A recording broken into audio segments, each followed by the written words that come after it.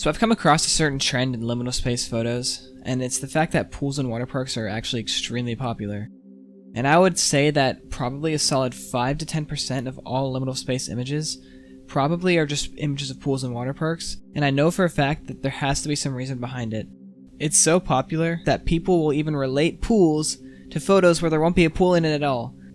Take this image for example. Me personally, I totally can imagine turning the corner of this hotel, and that's where the pool room would be.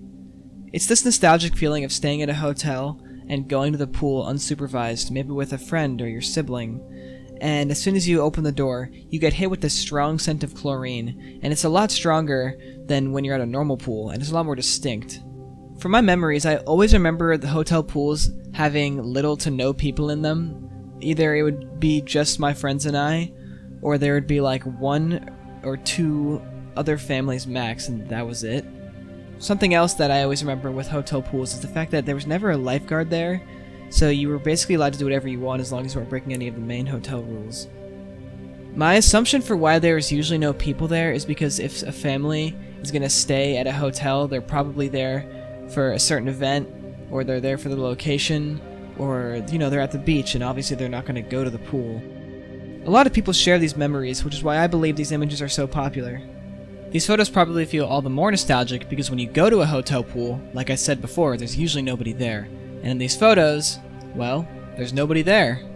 Which is why I will be looking at multiple liminal space pool/water park photos, and we are going to be figuring out where they come from and whether or not they are real. This is Liminal Spaces, Pool Edition.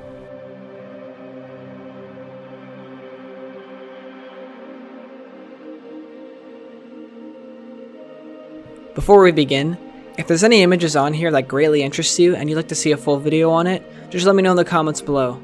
And also as a heads up, there were some images on here in which I wasn't able to find the location or the origin. With that out of the way, we can begin.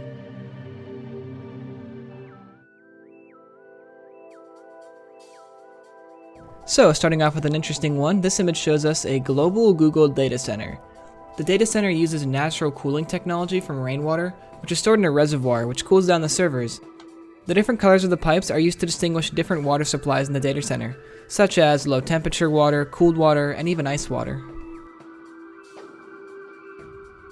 This 60s style dream-like pool is found in South Carolina at the Hilton Head Island Ocean Retreat Suite. What a mouthful, and nothing really special about it. Fancy and colorful, this pool is located in Bedford Springs Resort in Pennsylvania. I really like the colors in this photo because it kind of reminds me of a Wes Anderson film.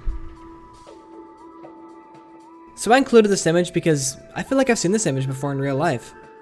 While there's nothing visually spectacularly going on, it gives off that liminal vibe because it feels so familiar. This is also the first image I couldn't find, but hey, in case you were curious, it's very popular on Tumblr.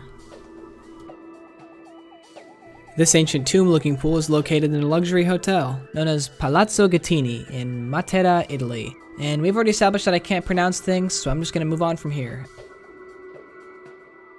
So this pool is actually a concept to replace an abandoned metro in Paris that was never reopened due to World War II.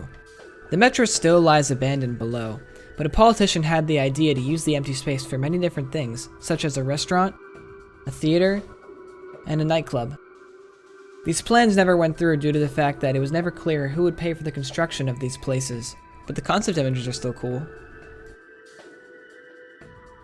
Eerie yet familiar, this indoor water park with some secret slides at the top of it. Oh my, no, wait, never mind, this is just pipes. This photo is taken from an indoor and outdoor water park known as Lost World Water Park in Lake Delton, Wisconsin. And I'm gonna be honest, this place looks really cool and I kinda wanna go to it. Another indoor water park, but this one has a strange design in the fact that rather than having one large pool, there's just a bunch of smaller ones. This must suck because I always remember getting out of the pool in an indoor facility, and the air was always extremely cold. This water park is known as the Flamingo Spa in Vanta, Finland. So this pool, or image more specifically, reminds me of all those vaporwave edits, because everything checks out. You got the grease vibe going on, then you got the random plant, and the pool noodles. Anyways, this pool is another one which I couldn't find. The farthest I got from my understanding is that people use that as an example for stretched ceilings and lighting. While this pool has some interesting design, there's some fascinating history behind it. You see, this is actually a photograph by the late Lynn Cohen titled Spa. The photo resides at the National Gallery of Canada. I want to take a second to appreciate some of Lynn's artwork, because they hold a certain charm to them. A charm that anybody who appreciates liminal space photos will appreciate. She took these photos herself, and they were popular enough to exist in a museum. And I think that's incredible.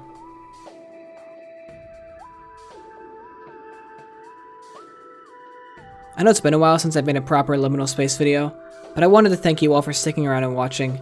Your support really does mean something to me, and it honestly keeps me motivated. I recently hit 50 subscribers, and I'm really happy to see that. There's a lot more pool liminal space photos I can cover, so if you want me to make a part 2, just let me know. And once again, thank you for watching, and take care.